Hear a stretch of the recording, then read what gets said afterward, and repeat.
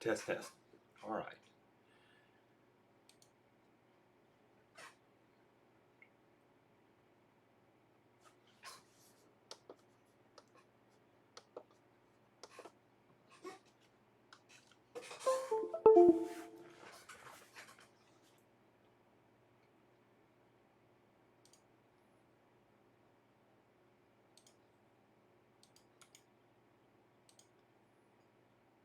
Test, test. All right.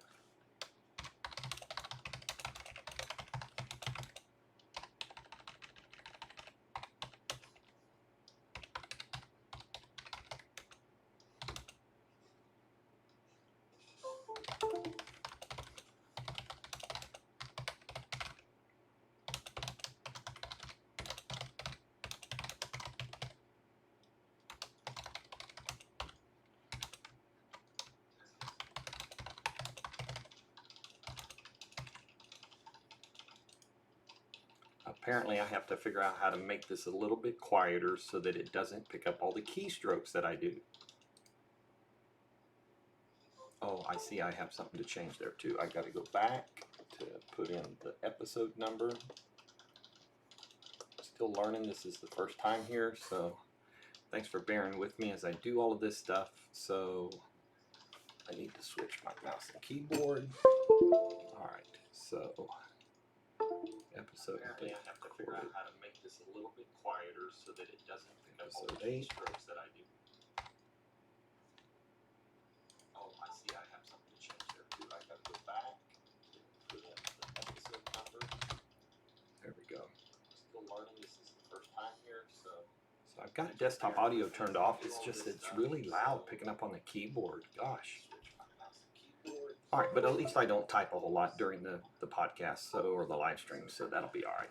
So I've got it all set up. I got the episode number and the date on the live stream page that you're seeing right now. There's about a 25-second delay between what you see on screen and or when I speak and when you see it on or hear it on screen. So that's just kind of the setup and the way things are. So I'm going to switch back to my podcast machine because I use a widescreen monitor. All right, there I go. All right, so I will be muting my YouTube channel and go from there. So I see it's all set up and ready to go. I got myself in about a minute before I go. So I'm going to mute myself on the live stream, but I'm going to keep that streaming because it lets me see that everything's working. And I've got chat in front of me too. So YouTube chat is here. So if any of you have a question or anything like that during the podcast, during the recording, you can jump onto the chat on the YouTube page and you can ask the question there, and I'll try to catch it and give you an answer there. All right, so like I said, this is the first time we're doing this, and we'll talk about it as I start the live stream. So normally, when you get the final podcast, you all get to hear the theme, the intro that I do, which is called Mountains Above Us. And I can't play that here. I'm not set up for that today. I'm just going to mainly do the live stream. But that's part of what you'll get in the final product, the final MP3 that goes out via the podcast networks and stuff like that. So, all right. And then if I'm not looking right at the camera like I am right now, it's because I'm looking over here on my screen at the right. I've got, on the right side of my 34-inch monitor, I have my show notes. Below that, I have Audacity, which is what I use to record the sound from the microphone in my mixer. And then on the left side, I have Edge Canary running. And right now it's showing me the live stream so that I can keep up with the chat and stuff like that. So this is a first, so this will be fun to do. And we'll give it a go, but I'm also going to be able to record the main live stream. And I do this in one take. So very rarely, sometimes we'll have to pause or something like that. But I used to do this in little chunks and stuff like that. And then I decided to just start doing it in one take. So you'll see here via the live stream that I continue to do this in one take. So, all right, I'm going to get ready to start my Audacity recording here shortly, and we're going to talk through the day's news and things like that. So hang on just a minute, we'll get started.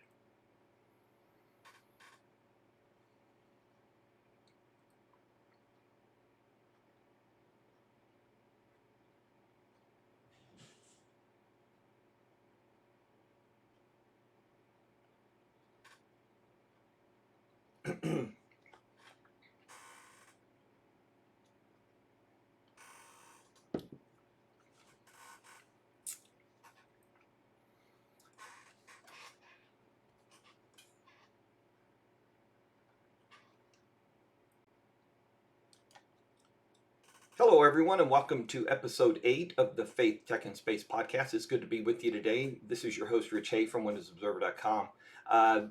Doing something new today. So I was just explaining before I hit the record button here on the podcast recording that I have set up the ability to live stream via YouTube. I'm using a program called Streamlabs. Sets up on your desktop, lets you create custom themed kind of pages that talk about where you're coming from. You can insert different feeds and things like that in it. So what you're seeing, if you're on the YouTube channel, you're seeing a live video as I record this podcast. If you're, and I'm doing that on my main desktop. So on the same monitor I have the HP Elite 1000 all-in-one. It's got the 34-inch curved monitor. I have it as my podcast machine. So right now I'm viewing the podcast machine desktop, but my main desktop is running already with the camera recording and the microphone recording from the Brio, the Logitech Brio webcam and microphone. So that will be the live stream. That goes out via YouTube. It will stay there as is. I won't do anything to it per se. And then the Audacity recording, of course, will be like it always is every week. And that is, it will get the intro and outro, which is Mountains Above Us, that music that you hear before and after the podcast each episode. And then I will post that and get it uploaded on the website, on the wiki site for the show notes. And then, of course, it gets distributed to all the various podcast repositories that Faith, Tech, and Space are listed on. So that is the new thing with today. I do have a link here to the live stream of the recording, of course, and it will be on the Windows Observer YouTube channel. So if you go under there and go live, you'll see those videos there. Excuse me. I've done this in the past with the Observe Tech podcast, kind of hit and miss about doing it and stuff like that, but I think this may be a new beginning to doing that same thing here with this podcast. So I appreciate your patience as we kind of get this all melded and welded together and get moving forward. So it's just been 2 weeks since my last episode, which is actually one of the shorter periods between episodes. So episode 7 was a couple weeks ago. Since then, it's been Easter, so happy Easter. I hope you're all remaining blessed and protected and staying safe and healthy with everything that's going on in the world, the various lockdowns and stay-at-home orders and things of that nature. So I hope you're taking all the precautions you need to be taking. For myself, the last 5 work days, so since last Wednesday, so Wednesday, Thursday, Friday of last week, and then yesterday and today, I'm actually on a little staycation here at home. So I'm part of an events company. I'm on the editorial side with Informa and working at IT Pro today, but we are an events company. So like all in-person events companies, the challenge right now is revenue, and you're not having shows because of the issues with coronavirus and COVID-19. So we're doing some things as a company to try to help our income and outcome, our income and expenses be sorted out. And one of the things we're doing is we're front loading our vacation into the first half of the year. So I'm taking about 75% of my leave, my vacation time, before the end of May. So I'll have various days off from now for the next 6 weeks to kind of help my company with that. But they're doing everything they can to avoid laying people off or making people redundant, as they say in the UK. It is a UK-based company. So, but I got to tell you, having some downtime around home during this time frame when you're kind of stuck at home, you're supposed to be at home to protect yourself, has not been a bad thing. It's been real relaxing. I've accomplished a couple projects that I've needed to accomplish, and I'll do other stuff on my future days off. But it has really become a big recharge. It really has. So if you have to take some downtime and we're all still locked out, don't think of it as a waste. It's an opportunity to just kind of decompress, detach from everything work related. I haven't opened the work laptop since I started this time off. I'll get back in it tomorrow, and that's kind of what you do.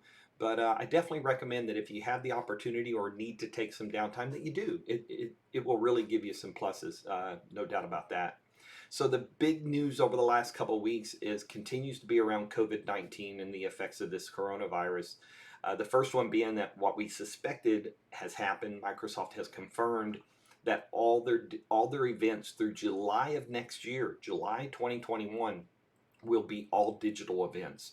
I did get to attend the MVP Summit. I can't remember if that was before or after episode 7, but it was a great experience. They did a great job in Teams. They had it all set up. You call and get into the call. The employees who were making presentations to the MVPs would call in on Teams from their homes, and it went extremely well considering, and it was open to all MVPs, so I think they had more participation than they probably expected. Because it wasn't just the people who traveled to Redmond, which wasn't allowed this year, that would have been in those sessions. So they did a great job. And I think Microsoft will tweak that format. They'll use that for Build this year. They'll use it for Ignite later this year. They'll use it for Inspire, their partner conference. They said they're also going to do all their local their local employee related events digital as well, because folks are working from home. So, and then we also now, because we say July 2021, that probably means Build next year for sure, and the question mark will be around Ignite. Now Ignite this year was supposed to be in New Orleans, so it's unfortunate we're not going to get to connect in an in-person level for a while, but that is what it is. But I think we have the technology today to really do digital well when it comes to these events. But as you'll hear a little bit later, not everybody is willing to take that step. I wanted to highlight Zach Bowden's Windows 10 version 2004 review. He covers all the big updates and changes that are coming with this update. Right now, that update, that is 20H1, is in slow ring. In fact, it had a small update last week, but that's build 19041.173 currently. And it's baking. It's been baking in slow ring since December. So that's January, February, March.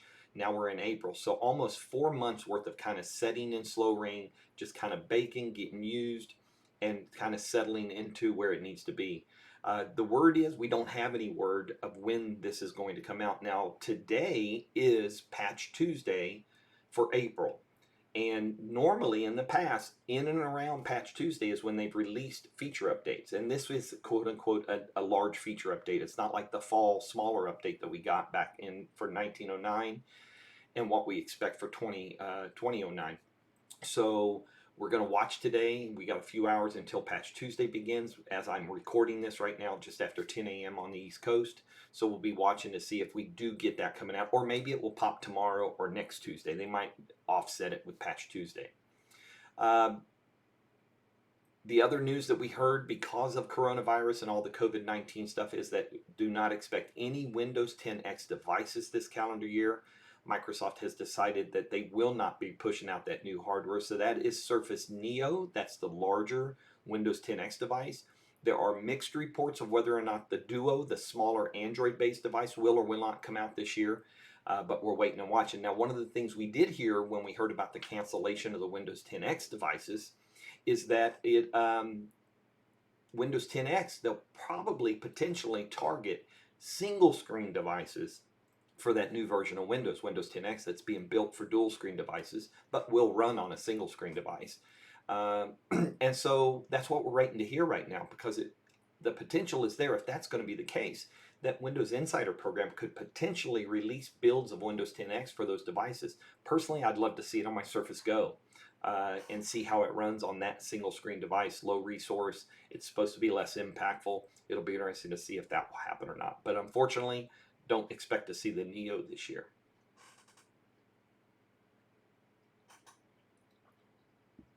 Microsoft also believes that coronavirus is going to change the way we work and learn. And if you go read, there is a new post from Jared Spataro, who is the corporate VP for Microsoft 365. And you know, there are lots of people working remote and working from home.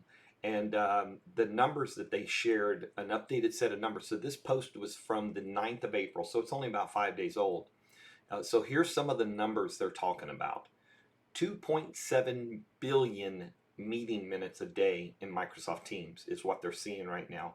That's a 200% increase from 900 million on March 16th. So less than a month ago, they basically 200% increase in minutes.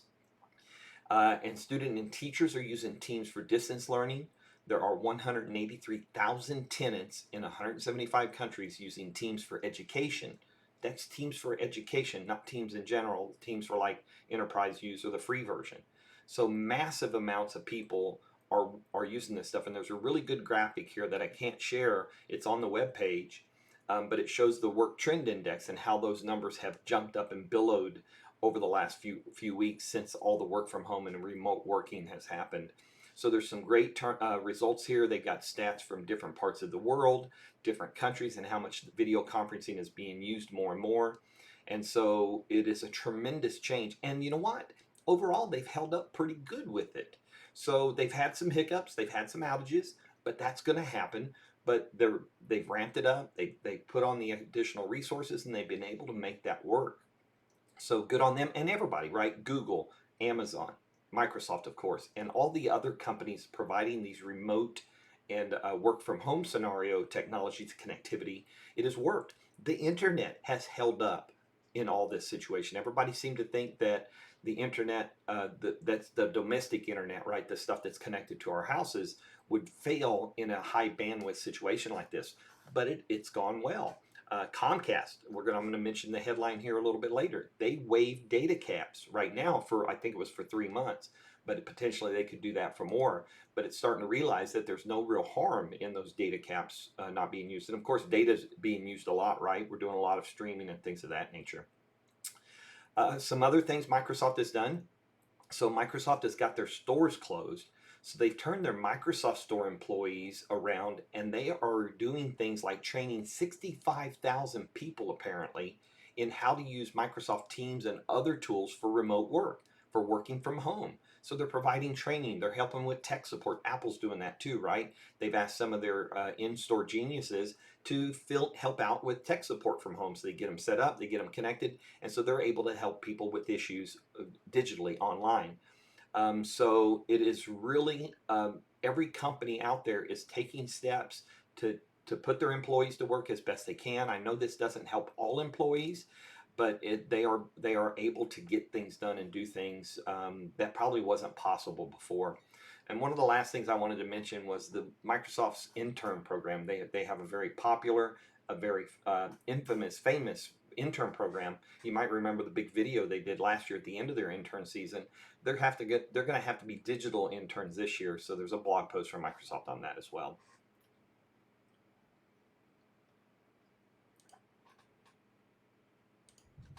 All right. I just paused for a minute because I kind of got myself out of whack. One of the things I have to learn is about closing browsers and stuff like that. Because I'm on my podcast machine, this hasn't stopped. So I just paused my live stream recording actually in Audacity, and I'll be able to pick back up as I step into the first part of the faith portion of the show. So I'm getting ready to do that right now. All right, so let's jump into our headlines around faith and catch you up on what's going on with me and my fellow cohort members when it comes to our formation for the diaconate. So right now we're in the final couple of weeks of our sacramental theology class that is online. In about 12 days, I have a 10-page paper that's due. I already know what I'm going to write about. So I'm going to write about the 7 sacraments, which I've mentioned to you all before in this segment. That we were early on in this class, but I'm going to write about the community participation, the community impact in the church when somebody's receiving the sacraments. Sometimes it's an individual receiving the sacrament, but the community plays a very significant role in the church with someone who's receiving the sacraments.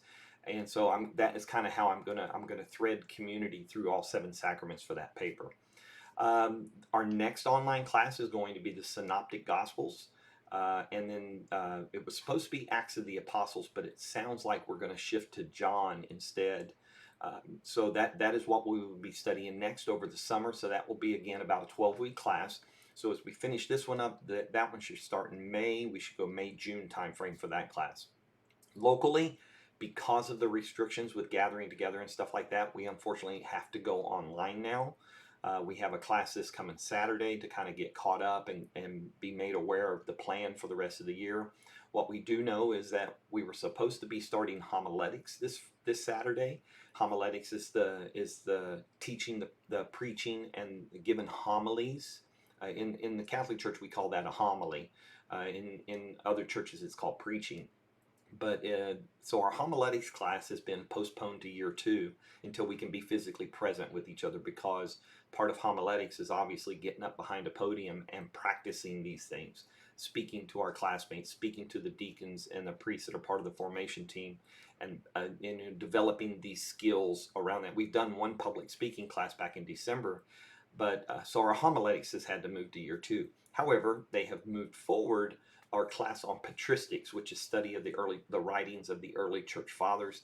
That will be 3 classes we have locally. All will be via Zoom, and we are doing that. I think we're starting on the 25th of this month is when we start the patristics class locally.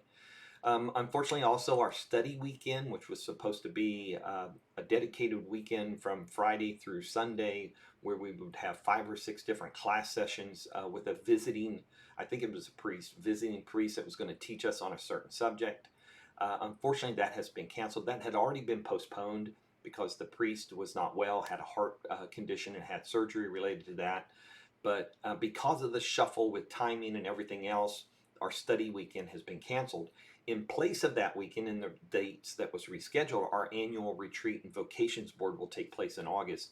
So we have at the end each year we have a 4-day retreat that will be various workshops and other prayer and things of that nature that we will do, and we have our vocations board interview. So every year we get interviewed by the vocations board with us, the candidate or the aspirant this year, and our spouses if we're married, and all 8 of us in my cohort are married.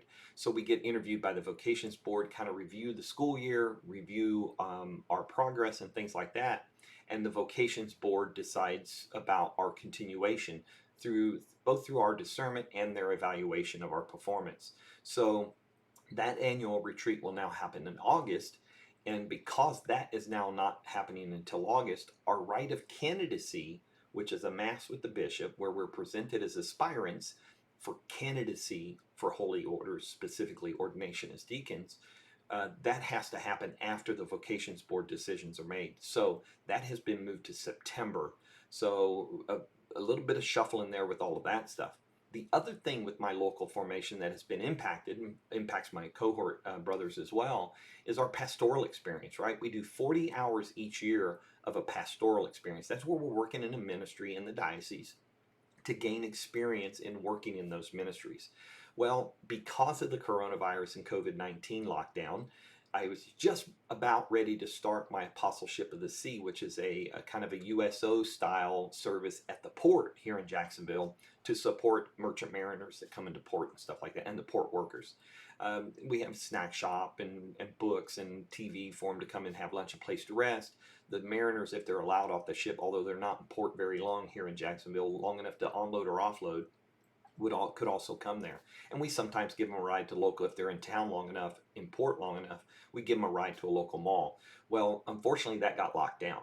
So as that happened, my church decided they wanted to live stream our daily and Sunday masses.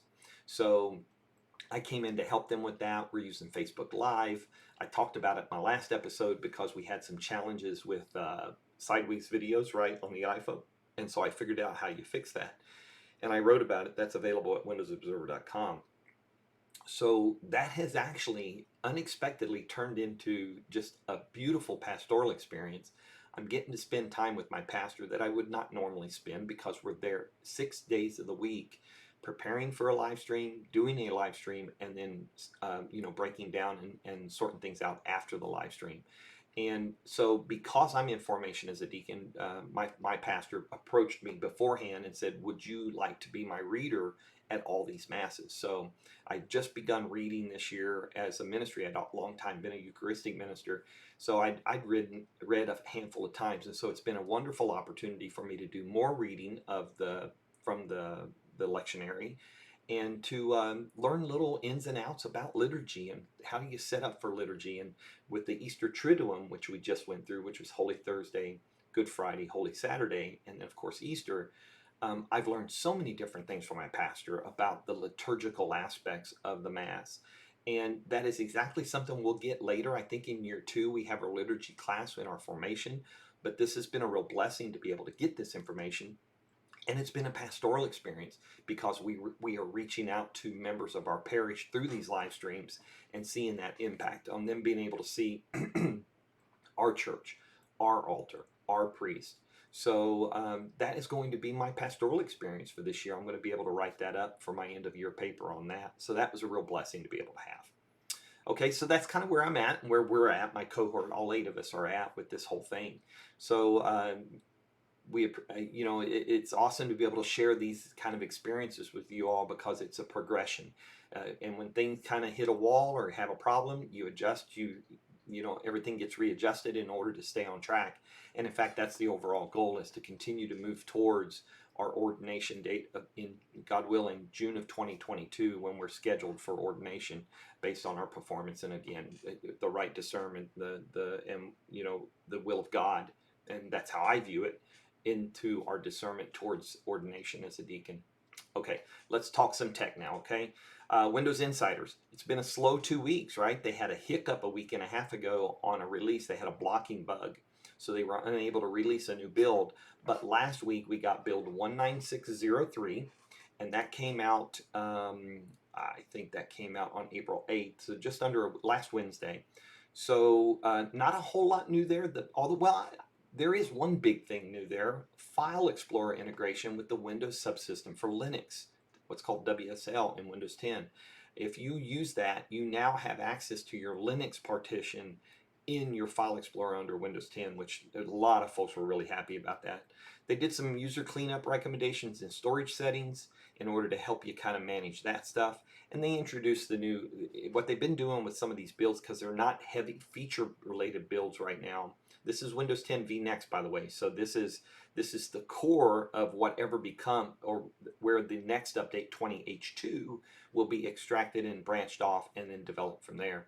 But they do tend to introduce some new apps and things. So the new News Bar, Microsoft News Bar beta is there. And then some raw image extension support for the Canon CR3 format. And then a lot of fixes and stuff like that. So they continue to give us the stuff that we need there, just to kind of steady line the base. And at some point after the release of 20H1, Windows 10 2004, that's due any time, they will take and probably we'll start to see features land in there, and then they'll start to branch out of that. And at some point, pull that branch out, designate it 20H2, and then from there, that will continue to be developed to release this fall, while Windows 10 vNext continues to be developed along the way as well, as a testing ground, a true testing ground for new features and stuff. And then in the slow ring, I already mentioned this, 19041.173 came out into the slow ring last week. This is Windows 10 20H1, i.e. Windows 10 version 2004, that we're expecting to get released at any time. So we're watching for that. And again, today being Patch Tuesday, as I record this on the 14th of April, we could potentially see it today, although they don't tend to use Patch Tuesday, but we might see it anytime, I would say, between now and the end of the month if it's going to come out in April. There has not been anything specific said, though, okay, just to be real specific about that. On the Edge Insider front, Edge Canary is at version 84, build 484. Edge Dev is in version 83 at build 474. Edge Beta is still sitting in version 81 at build 416.53, and Edge Stable yesterday moved to version 81 from version 80, build 416.53. So it is the same as Edge Beta right now. So what we should see happen is Edge Beta should make a move to version 82 while we continue to develop through 83 and 84 in the other branches. But Edge Stable now has collections. And I didn't check on Edge Stable, actually. I'll see if I can check in this browser. Sync-wise, yeah. So extensions and collection sync. Oh, no, I'm looking at Canary. Hang on a minute. Let me bring up Stable. I'm just looking at my computer here. I want to see if it picked up the other sync options. So let me see. Yeah, it's got collections. So Stable build can now sync collections, still not syncing extensions, and none of the builds, none of the channels are syncing history and open tabs. So we're still waiting on that. So dev channel update, I've got the change summary for that linked here. Around the time that they talked about when was this? End of March, March 30th. So just after the last episode, they talked about the 10 reasons to switch to the new Microsoft Edge. And this was related to the March 30th event where we learned about Microsoft 365 personal and home. And we're going to talk about that in a minute. But they came out with this. So the 10 reasons to switch to Edge, they basically highlighted features. Collections. They talked about vertical tabs. It's coming, haven't seen it yet, but vertical tabs where you'll be able to move your tabs over to the left side of the UI of Edge and be able to manage your tabs that way. It looks pretty cool. I can't wait to try it out. Smart copy. This is where you can you're on a web page, you can highlight stuff, right click and copy it, and it will paste it in the same format wherever you're pasting it at, if it supports that kind of HTML code stuff. Tracking prevention. They've got 3 different options there. Password monitor. So one of the new features coming is the password monitor, whereas if you use a password on a site or try to do so that has potentially had a breach or is known to have had a breach, it will warn you of that. Private browsing and search with enhancements in private mode. So they've done all kinds of enhancements in private mode to make it more functional, but yet hide your browsing and things of that nature on the system, evidence of that on the system. Immersive reader is a big deal. Microsoft Edge with 4K and Dolby Audio, so you can stream Netflix on there. Give with Bing, so now if you collect points with Bing, you can donate those to Bing. And then Edge, making it easy to switch. So that was their 10 reasons why. There's an academic study about browsers.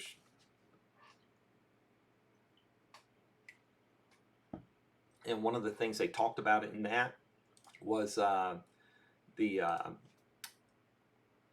me see, where was it? They said that it was not an accurate thing. So there was some, there was some news about 10 days ago that new Edge was like both Edge, I think Edge was number 2 popular browser based on some stats from NetMarket, I think it was. But there's some real questions around this study that was done, and they talked about privacy. And so Paul Thurrott wrote a really good blog post about how their assumptions and their beliefs and their formulation of what they wrote is incorrect, and talking about privacy when it comes to Edge. So that is something that if you're interested in that, you should check that out. New Edge browser will be supported until next July 15th on Windows 7. Now, I had a couple of people pop up on Twitter and go, why support a browser on an OS that doesn't get support anymore? Well, Windows 7 truly doesn't get regular support anymore because extended support expired, but it is still supported through extended security updates, and Edge can be installed on Windows 7. That is why they have said it will be supported until 2021. It's also an opportunity for Microsoft to maybe convert some enterprise companies to Edge, and so they will make that move when they move off of Windows 7, likely to Windows 10 is where they're going to go. The Microsoft Edge team also wrote about scrolling personality improvements. That title right there for me was so interesting. Scrolling personality. But they talk about how they're working on Edge in order to improve the scrolling experience that we are all very familiar with on Edge Legacy. Extremely smooth, worked very well. Well, they're trying to bring those same features into Edge based on Chromium, and hopefully get that into the Chromium base, where if you use Chrome or other things based on that, you'll have that same smooth scrolling experience.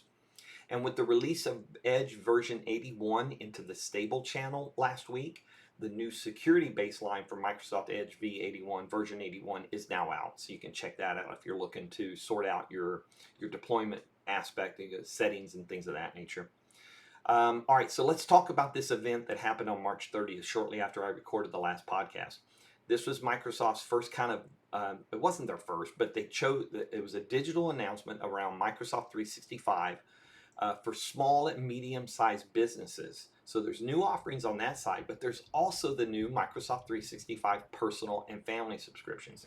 So this is really just a name change for Microsoft 365 that was Office 365. And in fact, if you go to the comparison page for Microsoft Office products, it still says Office 365, but it's got the banner note across the top that says on, I think it's April 21st.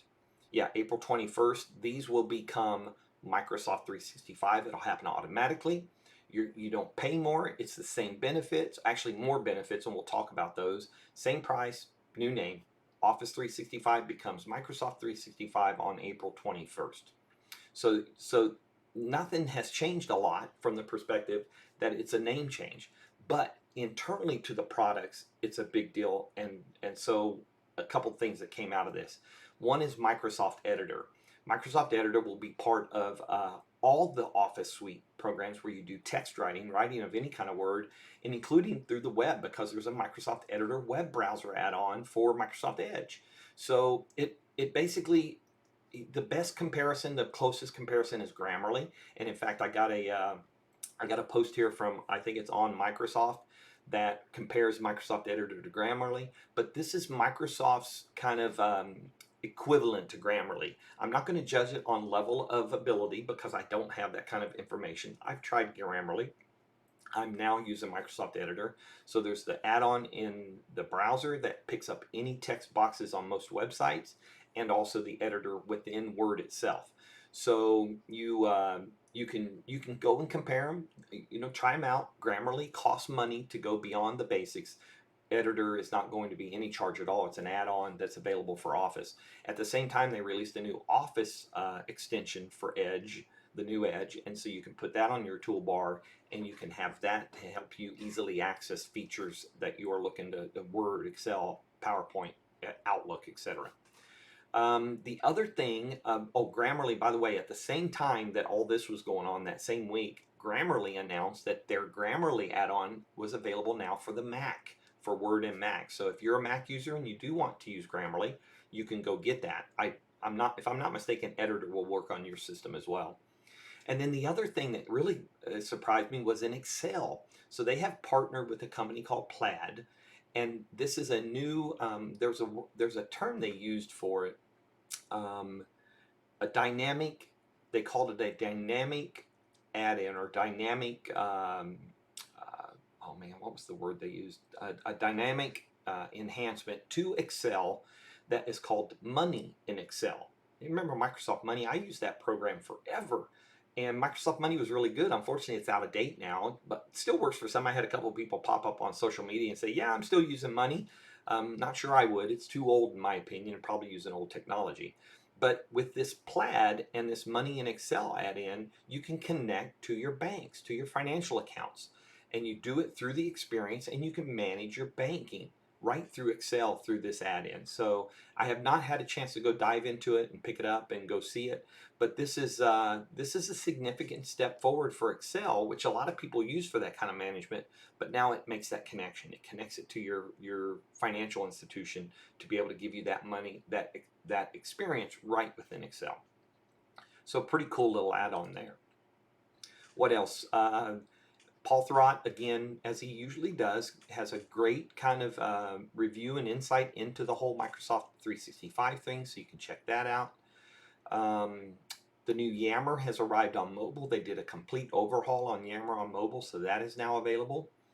And then Zoom. So right, in all this work from home and remote working stuff, Zoom use has skyrocketed. I forget what their number was. I mean, I think they're in the ballpark. I think I mentioned it last episode. They went from something like 40 million daily users to 200 million. Well, when that many people are using your software, you tend to find out that there are issues. And there are a lot of security issues around Zoom. Now, they're trying. They are trying to sort things out. And in fact, to help do that, they have hired Facebook's former security head because of the lawsuits they're dealing with, the investigations, and the security issues around their software. So they've made a couple updates. I've already had at least 2 client updates on my Windows 10 desktop for Zoom. My wife is using Zoom a lot for meetings she goes to. I'm using Zoom to keep connected with family because that's kind of the best way to get us all on one page. And they're working on it. They're trying. And of course, people are taking advantage of that as well. A coin miner has been bundled with the Zoom installer, not the one you get from the Zoom website, the one you get from the not the Zoom website. So whatever you do, don't download an installer for software from a site that it doesn't come from. That's just like your most basic security thing, right? Do not install software for a program that you've downloaded from any other place but that program's website. And so what happened was people were downloading the Zoom installer. It had a coin miner bundled in it and was causing problems. So be aware of that. Get it from zoom.us or whatever Zoom you use, and download it directly from the source, not from anywhere else. The Zoom blog does have an update. They have a 90-day plan to bolster their key privacy and security stuff. So there are changes going on. They are trying to play catch up a little bit with security. But when you go, I mean, even at 40 million users a day, you should be savvy when it comes to security. But this explosion has real people using the software, and more mainstream people, right? So I'm talking about people at home and school students, things of that nature. The flaws are starting to become more and more obvious. However, right at the same moment as Zoom is fighting the privacy and security issues, Microsoft is spending some time talking about privacy and security in their own tools, such as Microsoft Teams. So if you're an IT pro, there's a link here to a story where they explain the privacy and security that is built into Microsoft Teams. Microsoft shared some numbers that we've already talked a little bit. 40 million people using Skype daily these days. Skype, right? Not just Teams, Skype. And in fact, what they did was shortly after Zoom kind of ran into their issues, Microsoft made available, I'm told that it was always available, or it was available before, but they've made a point to, it's called Meet Now. So it's a one-click link to share with others that you can then Skype together. Very similar to Zoom, that brings everybody together through one link called Meet Now. It's actually available through the web page that you can click on it right there and create the link and then share that. Or you can, it's available, I saw, in the Skype client. So on Windows 10, in the Skype client, it's available there for Meet Now as well. It will generate the link, and then you share the link to bring people together.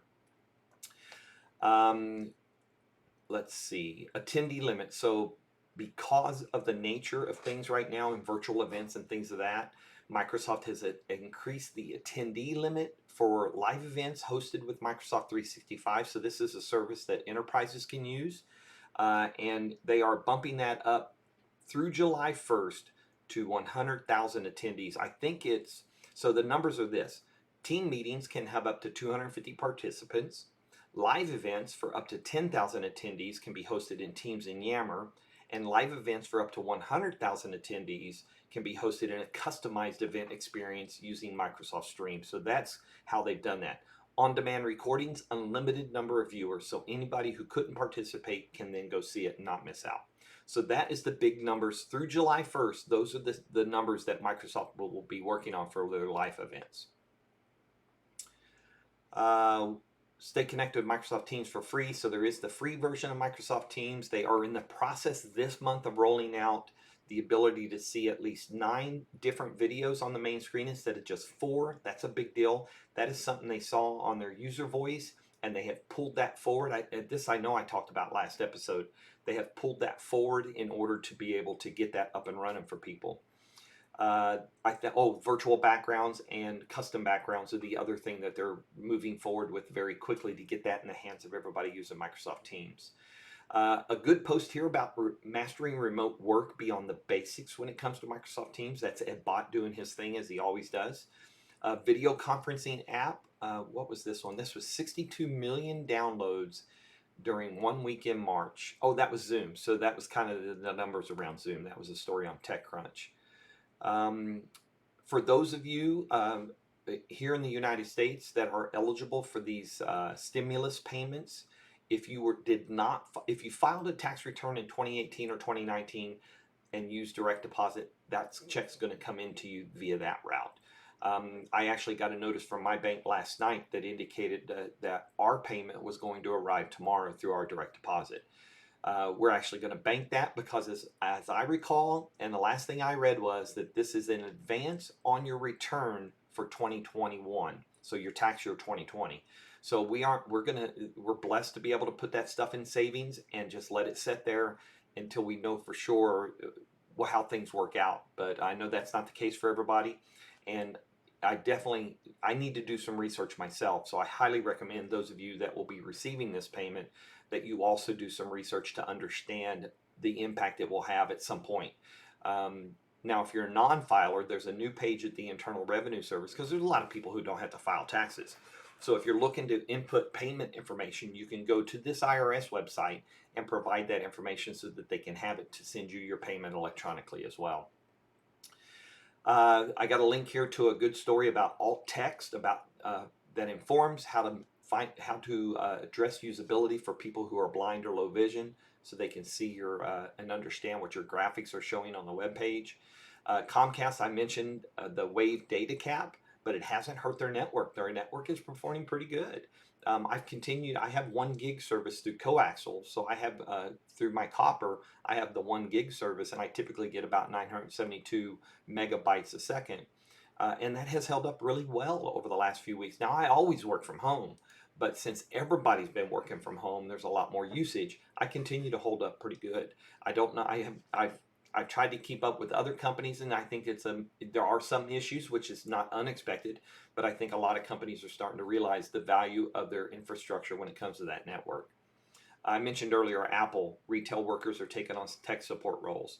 Apple also made some concessions about their in-app cost, their 30% price sharing.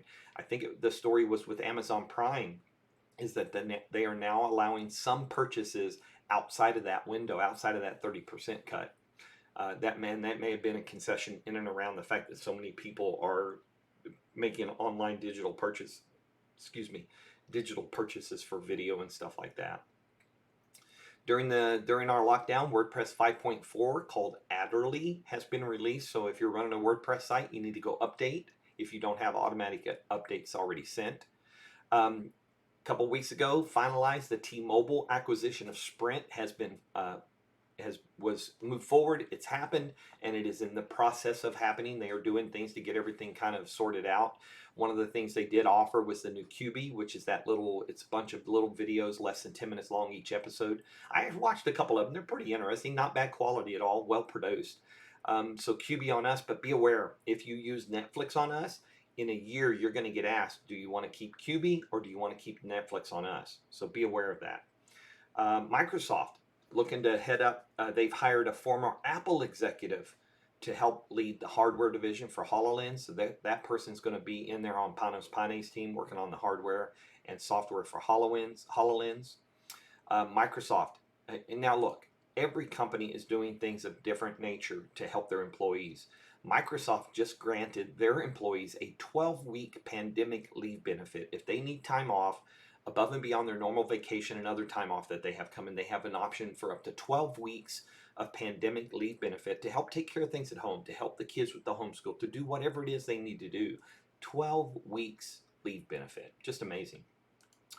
Microsoft 365 community docs, because of all the changes that are going on around Microsoft 365 and the software suite, the docs pages have now got a brand new program going online for all the Microsoft 365 community docs.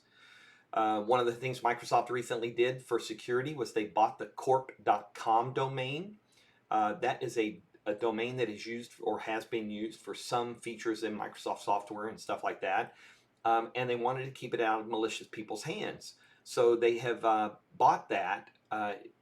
Let's see, it was Mike O'Connor is the name of the guy who bought it 26 years ago. And it was being auctioned off, and Microsoft went in there and bought that so that it does not become used for malicious purposes. So Microsoft owns that corp.com domain now.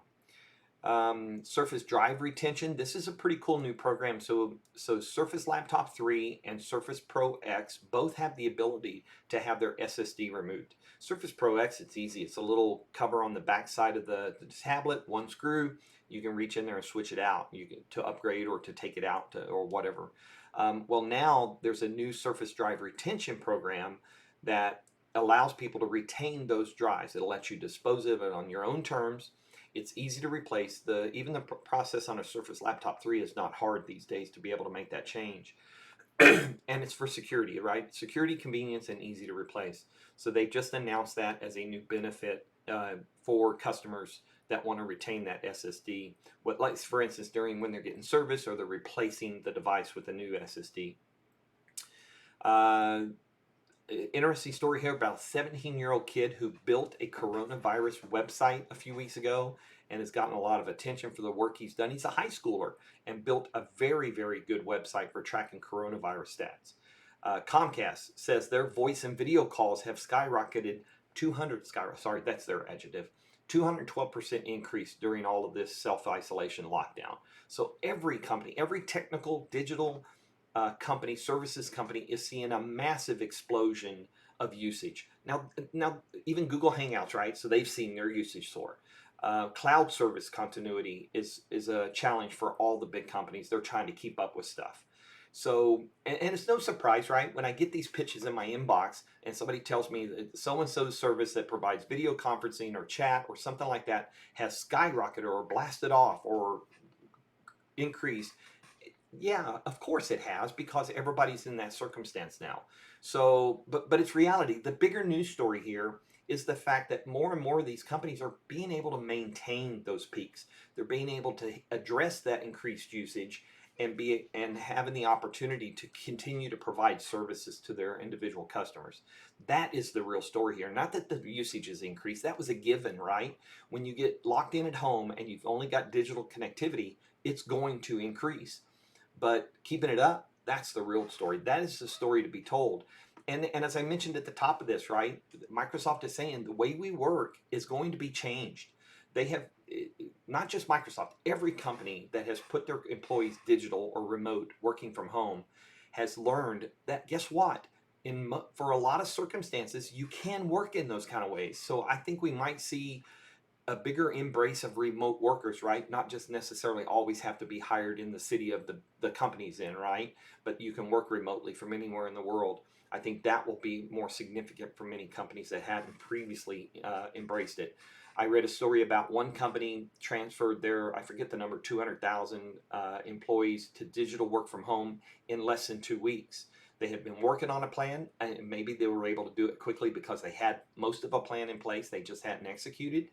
But companies are going to realize that the ability to work from home, to work remotely, does not impact productivity. Now, there are some cases that this does, right? Where you have to have the physical presence, you have to have the local land kind of bandwidth to do things like updating builds and things of that nature. But there's a lot that can be done now remotely that people had never tried before. Services that had never tried remote connectivity before that can. So I think it's really, like it's been said, it's really going to change how people approach this kind of stuff when this is all over, whenever that might be. You remember I mentioned earlier about Zoom having a coin miner in a build that wasn't a software download that wasn't on the Zoom website, right?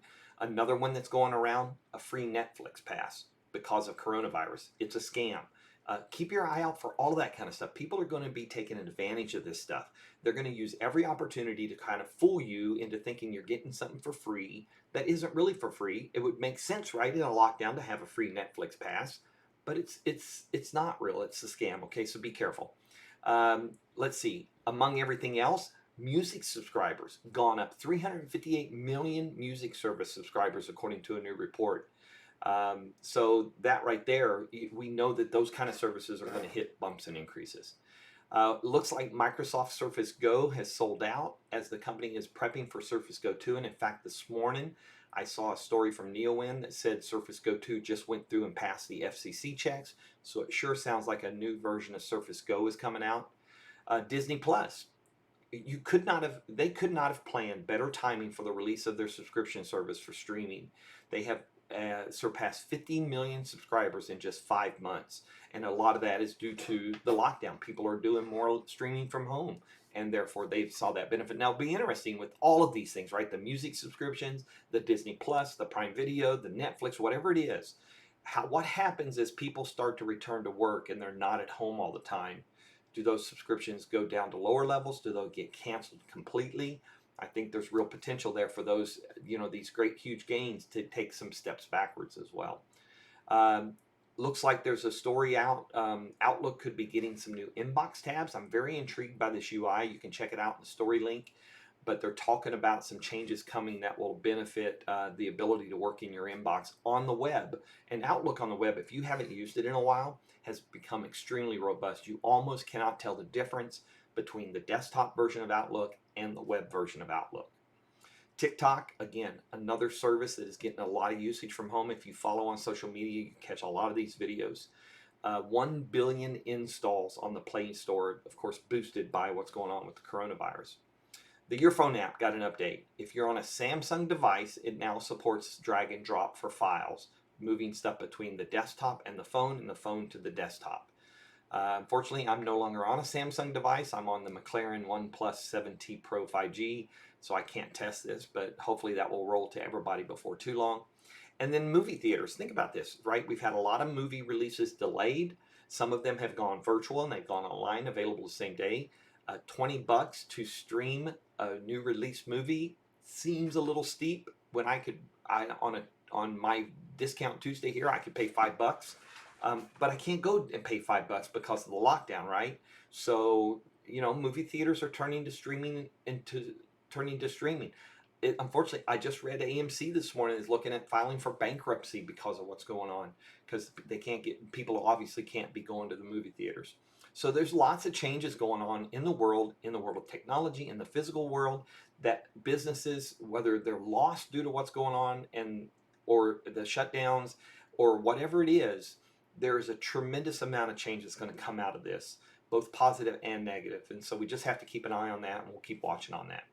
Wanted to talk a little bit of gaming because there's some pretty cool stuff. One of the new games that came out was Ori and the Will of the Wisps. If you're on Game Pass, this is available to you from day one because it's an Xbox Studio game. It's a beautiful game. It is an absolutely beautiful environment. The first Ori was beautiful, and now this new The Will of the Wisp is another beautiful game. It's very well done. But they've really done some serious numbers, right? Let's see. They said over 15 million quests completed, over 14.5 million achievements unlocked. So people are playing the game, and again, gameplay is up because we're in this lockdown and stuff like that. So no surprise to see numbers up, but that is a beautiful game. So if you get the opportunity to check that out, you should. Phil Spencer talked a little bit about pricing, talked about the PS5, talked about pre-orders for the Xbox One Series X device that's coming out later this year. Now, we have not heard about any delays with that hardware. So we did hear about delays with Windows 10X and the Surface Neo. We have not heard anything specific about the Xbox One Series X. The April update is now out, so there's new features coming to that, including new Xbox Game Bar for your desktop and some changes, a third-party ecosystem for plugins to help you do things in and around your gaming. They did an update on Project xCloud for Western Europe. Again, there are a lot of people at home. They're trying to get this into more and more hands of people. So upcoming preview countries, 11 new countries are going to get the Project xCloud: Belgium, Denmark, Finland, France, Germany, Ireland, Italy, Netherlands, Norway, Spain, and Sweden. They've also opened up registration in those preview markets to those who want to participate. So you can go to xbox.com/projectxcloud, register so you can get your invite down the road once it becomes available in those countries. What else? Online experience, E3, right? E3 canceled the physical event, and it said we're going to do something digital. Well, that digital event has been canceled now as well. I think some companies are realizing that is a pretty big endeavor. Again, we'll have to watch and see how things adjust over time as we kind of adapt to this new approach to life, at least until there's a vaccine for this COVID-19 coronavirus. But it's going to impact a lot of things. Like I said, Microsoft MVP Summit dealt with a couple thousand MVPs, give or take. So every company has got to evaluate what they're best able to do.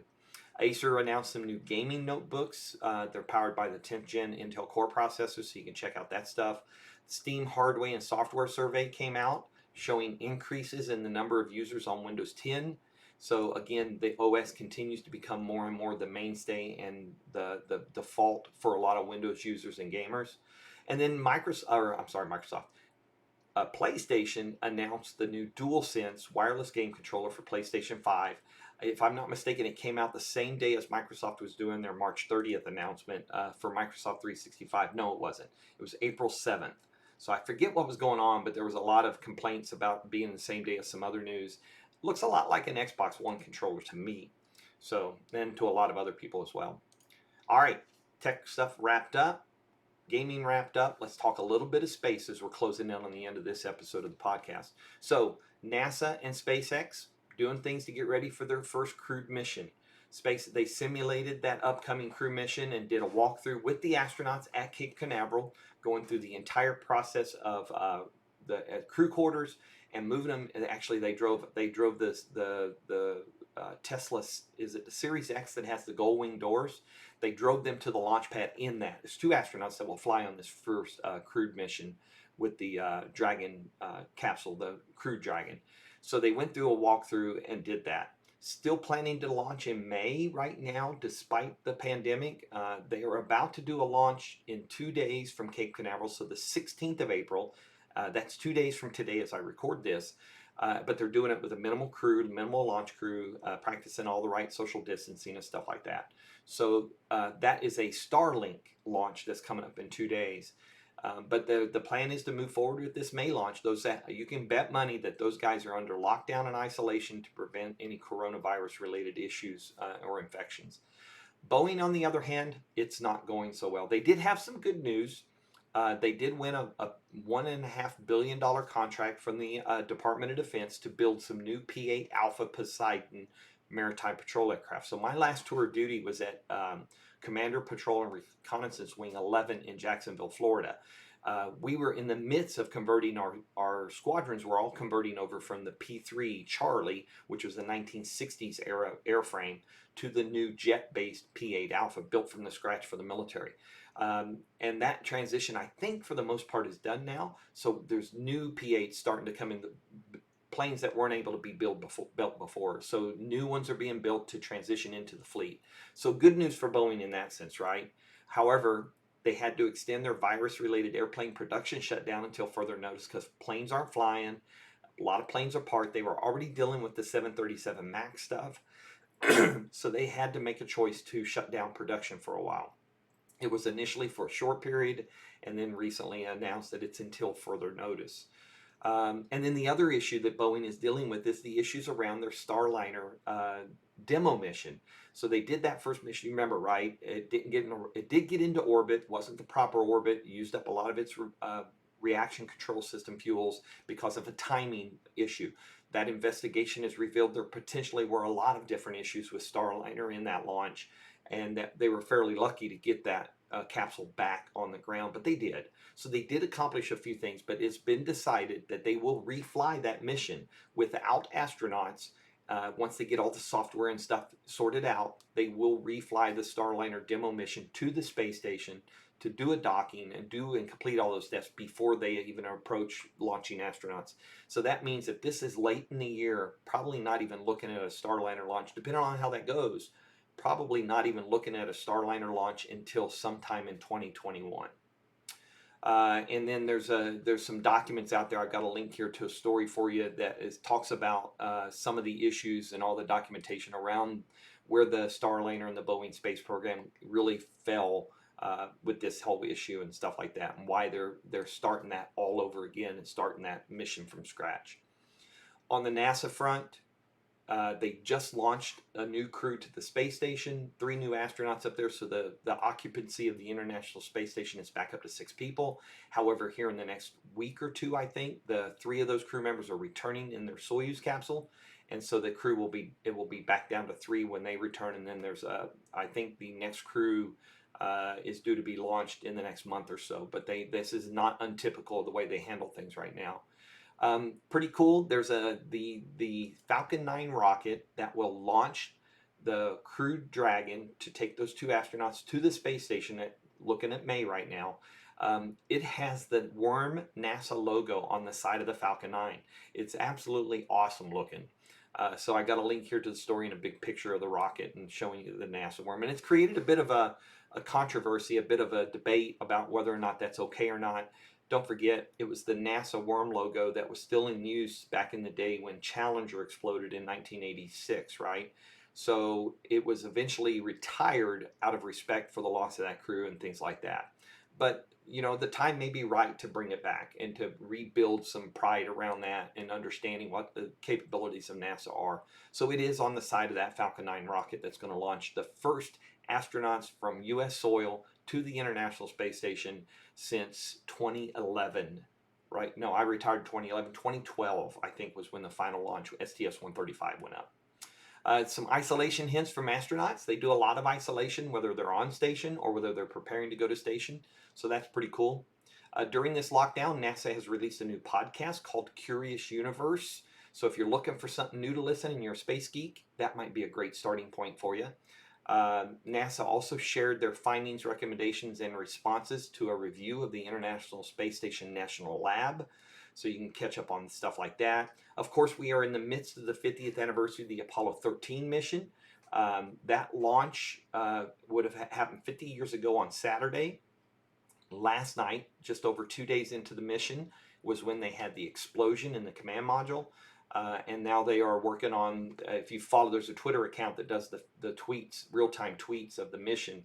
You can go check it out as they kind of work their way on their free return trajectory back to Earth. Apollo 13, known as the successful failure.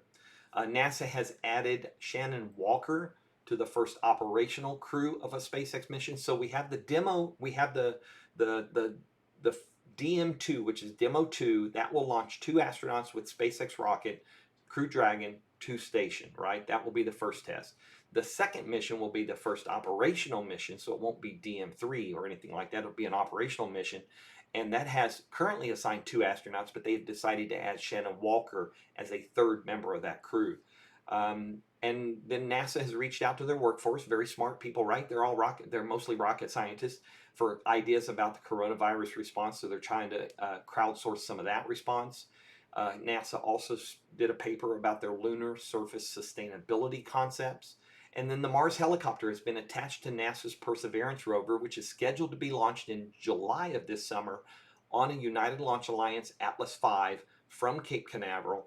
But the helicopter that's going to fly around on Mars a little bit is attached. They've got the wheels on there. They fueled it. It's getting through its final preps before it gets encapsulated for attaching to the rocket and for the July launch as it stands right now anyway. Some extra news about Stratolaunch I came across. They have resurrected their hypersonic rocket vehicle. They're now calling it Talon A. For a while there, it didn't look like they were going to come back with any kind of rocket for Stratolaunch, but they have. Stratolaunch is the company that was formerly owned by Paul Allen, the Microsoft co-founder, who died last year. They are moving forward with the potential to launch rockets from the underneath of that Stratolaunch aircraft. Blue Origin, some challenges there. They are getting some, for whatever reason, Blue Origin is getting some debate about their plans to do launches during this COVID-19 outbreak, whereas that same kind of discussion is not happening around SpaceX or United Launch Alliance. So I'm not sure why there's a different attitude there. Maybe it's because it's Jeff Bezos. I don't know. All right, in closing, a couple of things. There's some awesome drone video of the Microsoft campus showing nobody in sight. If you can go, there's a few different webcam sites. EarthCam is one. Go to EarthCam. I spent some time the other day looking at webcams of things in Rome and Italy, of famous landmarks that have hardly anybody in them.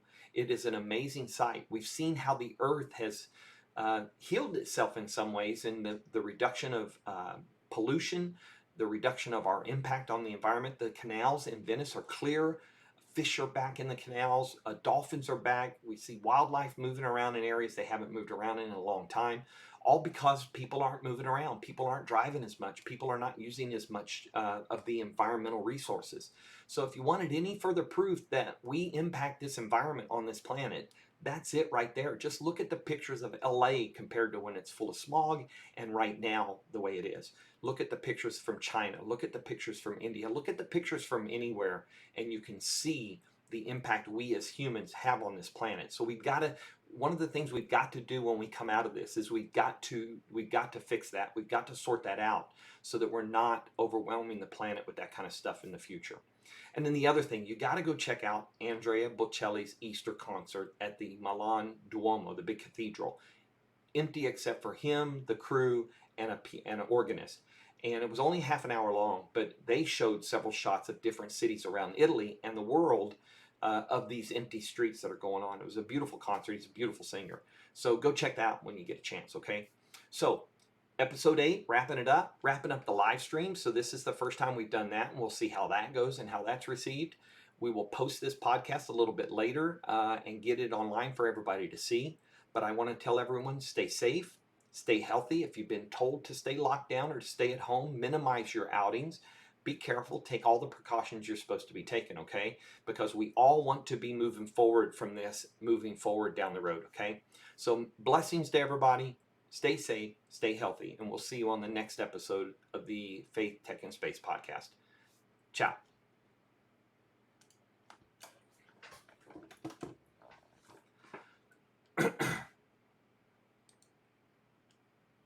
All right, for those of you on the live stream, what I'm about to do now is I'm going to post-process my MP3 file that I just finished recording in Audacity. And then my next steps is to prepare the blog post for WindowsObserver.com for this episode of the show. And then I also post up all the links of the stories I talked about to the WinOBS.com, my wiki, where I post all those notes at. So that is what I'm about to do. So I'm going to close out this live stream. Thanks for tuning in. We'll see how this goes over time. I hope it helps you to watch and see live as I do this. But also I found out I talk with my hands a lot, even when I'm not in front of anybody. Even when it's just me on the camera, my hands move a lot. I could see that out of the corner of my eye as I had the video playing here. So thanks for tuning in. We will be in touch. I will add links to this blog post in the comments that take you to the show page and the show notes page back on my websites. So until next time, stay safe out there, okay? Take care.